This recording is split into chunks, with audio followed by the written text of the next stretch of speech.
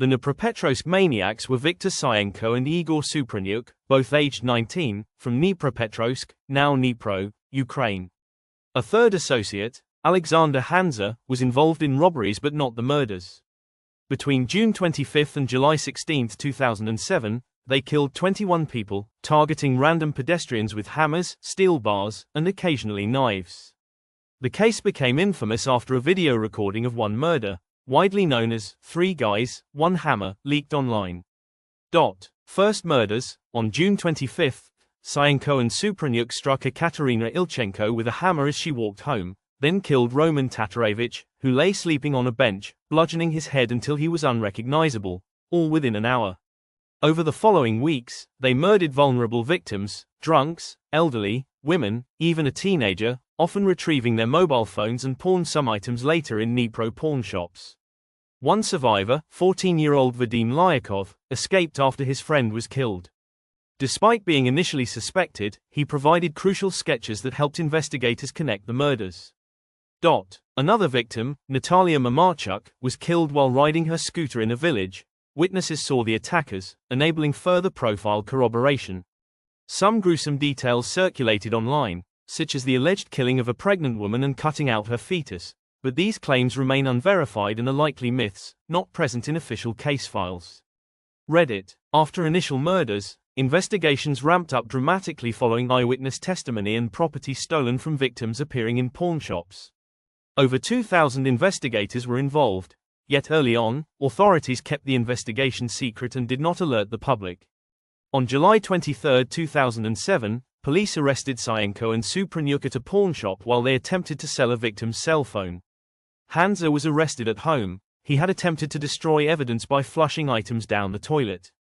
Meredith Kirker, a 21-year-old British exchange student from London, was found murdered on November 2, 2007, in the Perugia apartment she shared with Amanda Knox, an American studying abroad. Her body was discovered partially clothed, with her throat slashed and more than 40 stab wounds, indicative of sexual assault and extreme violence. Amanda Knox, her boyfriend Raffaele Solicito, and an African bar owner Patrick Dia Lumumba were initially detained. Knox soon retracted implicating Lumumba, saying she made a false accusation under stress. A fourth suspect, Rudy Herman Guede, was arrested in Germany on November 20, 2007, based on DNA and fingerprints found at the crime scene. Born in Tbilisi in 1969, Gongadze was a Georgian-Ukrainian investigative journalist who co-founded the influential online news outlet Ukrainska Pravda in April 2000 with Olena Prytula. He strongly criticized corruption within President Leonid Kuchma's administration, becoming one of Ukraine's most feared independent voices. 2. Disappearance and discovery. On the 16th of September 2000, Gongadze disappeared from Kyiv. Witnesses last saw him getting into a car on Leisure Ukrainka Boulevard. On the 2nd of November 2000, a severely decomposed, headless body was discovered in the Tarashchar forest near Kyiv and later identified via DNA with over 99.99% certainty as Gongadze's 3. Political fallout and the cassette scandal. Shortly after his disappearance, opposition MP Alexander Moroz publicly released audio tapes recorded by Mykola Melnychenko, implicating President Leonid Kuchma in ordering Gongadze's disappearance, leading to the scandal known as Kuchmagate, audio tape scandal. The tapes appear to contain conversations where Kuchma instructs Interior Minister Yuri Kravchenko to remove Gongadze, triggering nationwide protests under the slogan Ukraine without Kuchma, and contributing to the Orange Revolution-era movements. In 2008, 3 former police officers from the Ministry of Interior's Surveillance Department, Valery Kostenko, Mykola Protasov, and Alexander Popovich, were sentenced to 12 to 13 years for their roles in the murder. In 2009, Oleksiy Pukak, the former head of the department, was arrested.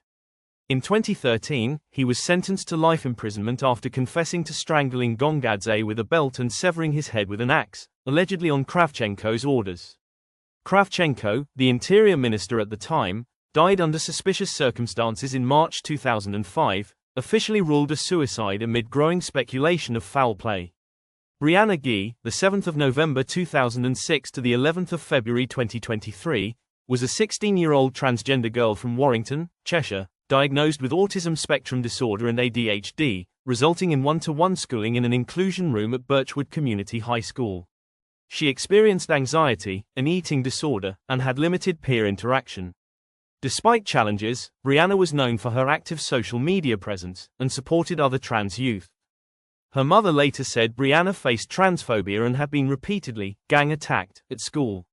The attack. On the 11th of February 2023, Brianna was lured to Culcheth Linear Park by Scarlett Jenkinson, whom she believed to be a school friend. Jenkinson had invited her to meet she and Eddie Ratcliffe.